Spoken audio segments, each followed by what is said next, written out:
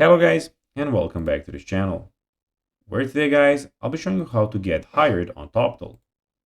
So guys, the first thing that you of course need to do is go to Google and type in toptal.com. After that, you just need to go and log into your profile or register to Toptal if you haven't already done that, of course. Of course, you have the option to go and log in as register as a freelancer or to register as, of course, a company. So it depends on you what you will, of course, go and do. But now guys, let's see how you can actually go and get hired on Toptal. So to get hired on Toptal, you need to go through their rigorous screening process and demonstrate your skill and expertise. So first visit the website and click on apply as a freelancer. So that's what you need to do going to start the video. We have a separate video on our YouTube channel, how you can actually go and log in by a freelancer on Toptal. Fill in your personal details, experience, skill, and job preferences. Toptal has a multi-stage screening process that includes language and personality evaluation, skill reviews, live screening, and test projects.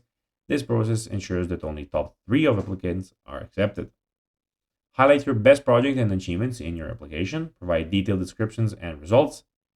Toptal values professionalism and reliability. Make sure your application reflects these qualities. The screening process can take 3 to 8 weeks, so be patient and follow up if necessary. So guys, that will be everything for this video. I hope that you found this video informative and entertaining, guys. If you did, don't forget to like this video, share it, subscribe to the channel, and put the notifications on, as guys, this really helps us grow our channel. So if you have a few seconds, it will be pretty cool if you could do this for us.